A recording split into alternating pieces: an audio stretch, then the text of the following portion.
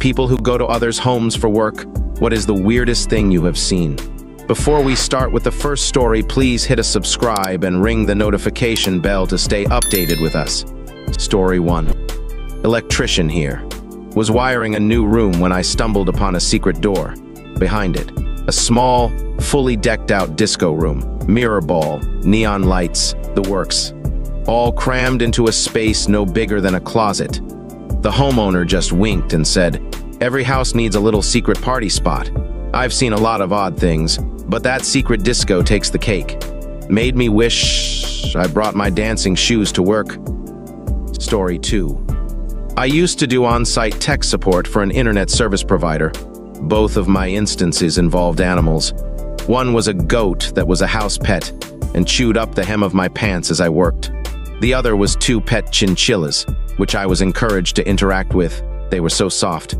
On the drive home, my eyes started pouring water and eventually swelled shut. I had to pull over, flush them with water, and wait it out. Turns out, I'm extremely allergic to chinchillas. Story 3. Went to a house to evaluate it for residential solar. Very nice lady says want to see my grow chamber. It was a very professional setup, small amount of marijuana plants. She was going to expand. It wasn't legal at the time. I pointed out that after the solar was installed, a city inspector would be stopping by to inspect the connection at her electrical service panel, which was in the grow room. Story 4. A pet raccoon, but it wasn't exactly a pet, more like a wild animal they forced to live with them. They even said as much. He showed up on their porch and they let him in and decided he was cute enough to stay. It was mean, and I wouldn't go anywhere near it. Story 5.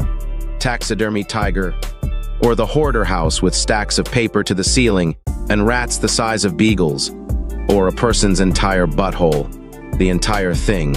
They thought I was a visiting nurse and were spread doggy style on their bed. Story 6. When I was a poolman, I walked through a backyard to a pool once and saw the owner clapping his wife via my peripherals. I came at the same day of the week, same time for over a year. So, I don't think it was accidental. Got a great bonus that Christmas. Story 7. I nannied for a family who was going through some serious shit behind the scenes, and it got weird for me so often. They had 2 kids, a 1.5-year-old girl and a 3-year-old boy. The mom, a doctor, would come home from work and lock herself in her room for hours while the kids banged on the door and cried for her. The dad, also a doctor, also locked himself in his office a lot and would make me be the go-between for his wife and himself. There was one morning he asked her what was for dinner tonight, and she burst into tears, pulled him behind a door and furiously started whispering stuff, came back in the room, flung something out of the freezer, and stormed out. Nothing was normal in that house. The secret lives of rich people. Story. A huge home with absolutely nothing in it except a small desk and computer, and a queen-sized bed. Must have been a $900,000 million home, and it had a Jaguar in the garage. I was there to babysit their dog, a lovely Ascov Cocker Spaniel who adored tennis balls, and I only roamed the house on the last day of their vacation to report that the pup was indeed a very good girl who left no messes. On the flip side, I also babysat a golden retriever and golden doodle in a home to hoarders. It was beyond awful. Story 9. When I did a home visit for a lady with dementia with her husband, I noted their bedroom door was very unusual. It was split in half horizontally so that you could shut the door fully, or just the bottom half on separate hinges. He explained that she would become more confused in the evenings, sundowning. It was to stop her from wandering out of the house while he was making dinner, but she would still be able to see out and talk to the family, and he could keep an eye on her. It reminded me of a horse stable door. Never knew what to think of it. Story 10. I'm a window cleaner. It's a luxury service, so most of our clients are fairly well off. I don't know if it is weird, but people like to test us. I've seen a literal chest full of cash open on someone's bed. They knew we were coming. It had to be intentional. I ignored it, but some might be tempted. I've seen some pipes and other drug paraphernalia, but nothing rue crazy. Story 11. When I did a home visit for a lady with dementia with her husband, I noted their bedroom door was very unusual. It was split in half horizontally so that you could shut the door fully, or just the bottom half on separate hinges. He explained that she would become more confused in the evenings, sundowning. It was to stop her from wandering out of the house while he was making dinner. But she would still be able to see out and talk to the family, and he could keep an eye on her. It reminded me of a horse stable door. Never knew what to think of it. Story 12. Service technician here. Been to this guy's apartment unit where the carpet has been torn off, revealing the plywood. Windows were covered up by old cardboards that looks to be years old and breaking apart. Drywall behind the kitchen sink torn down. Sink filled with dirty, moldy dishes. 5-gallon buckets filled with grease mold. Stove pulled out and is in the middle of the kitchen. Feces on the floor. Kitty litter box. This dude has no pet and the unit smelled like ass. Drove by the unit a few months later to see that it's getting remodeled. Looks like that tenant got evicted. Crazy thing is, he drove a Hellcat when it was first introduced and also had a Harley. He seems pretty sane and dressed casually. Would never imagine someone like that living in a dump. Wait, I've seen dumpsters cleaner than this guy's apartment. Story 13. I work on medical equipment for a living. I went on a service call to fix a hospital bed in a long-term care facility. The customer has no use of their legs and limited use of arms. Confined to a power chair all day. Very typical customer for me. I pulled the bed away from the wall to work on it, and there were at least 20 very large dildos on the floor under the bed. I later came to the assumption that one would fall off the bed, and he would just order another one because he couldn't get to it under the bed. But it was a little shocking when I saw them. I looked at him, and he just kind of shook his head a little and looked away. I just kind of pushed them aside with my foot, fixed the bed, and acted like I didn't see anything. He was no more than 6 feet from me the entire time. He paid me, and I left. It was pretty awkward. He was visually embarrassed. I felt bad for the guy, but I wasn't going to offer to pick them up.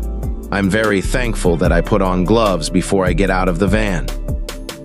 Story 14. I work for a company that renovates apartments in between tenants. We often find a lot of gross stuff. The photos sent in the group chat with my field guys when they're one-upping each other give me nightmares sometime. LOL. But the worst I've seen in person was when I went to walk a unit with the construction manager after the previous tenant moved out, and it just stank. Like stank. Like absolute fucking shit. It was like walking into a brick wall of stink. We were walking around trying to find the source of the smell and noticed that it was particularly bad around this one closet in the hall. I tried to open the closet. Door was stuck.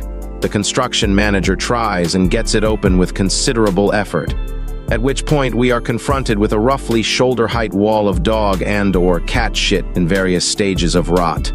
If you've seen photos of people's cubicles filled with balloons by their coworkers, imagine that. But the balloons are animal shit. It was so clumped up that nothing fell out when we opened the door. Just one solid piece. The rest of the apartment was pristine, almost surgically clean. But that one closet was horrifying. Story 15. Went to an apartment building to do a structural assessment of the property. When it was completed, we were asked to go to an apartment where a tenant was complaining of extreme humidity in every type of weather, even though nobody else on the floor, or the ones above or below, complained of anything. So we get in there and are instantly punched in the face with humidity. We're talking rainy season and the Amazon levels of humidity. I have never experienced anything like it before. There was water droplets on every surface of the apartment. She has been pretty diligent at trying to keep the walls and stuff dry, but she was like 80 years old, and you'd walk through and the carpet was just like squish, squish, squish with water pooling around your shoes. She had this sliding door that opened up to her balcony, and from all the water dripping down it onto that section of the carpet, there was a mushroom forest. We're talking like dozens and dozens of mushrooms ranging from 2 tall to 2 feet tall. Just insane to see. So we start looking around and pretty quickly see the problem. The lady was too elderly to go down to the bottom floor to do her laundry every time she needed to wash something, which apparently was multiple times a day. So she asked her son to install a washer and dryer in her apartment. First, it was against the rules of the tenancy agreement, but he also did a horrible shit job. There was no place for the dryer to vent out anywhere, so in his infinite wisdom, he took a big bucket, filled it with water, and then put the hose for the dryer vent into the bucket for some reason. She would fill up this bucket with the drain water from the washer as the hot air bubbled through it throughout the day, just unleashing buckets of humid water into the air. So you have this massive bucket that was pretty much a trough, taking up 3/4 of her closet, with this washer-dryer setup taking up the remaining space. She created thousands and thousands of dollars in damage to the apartment. The whole flooring system had to be ripped out and removed. A lot of other things had to be ripped out too. I think all of her furniture was water damaged and swollen and started to get moldy after the washer and dryer were removed. Same with a lot of her clothing and bedding mattress as well. So she was out like $20,000 because her renter's insurance does not cover willful ignorance that causes destruction of property and belongings. All right, folks, that's a wrap.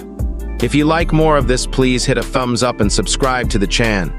You can also share your thoughts in the comment below. I'll see you in the next video.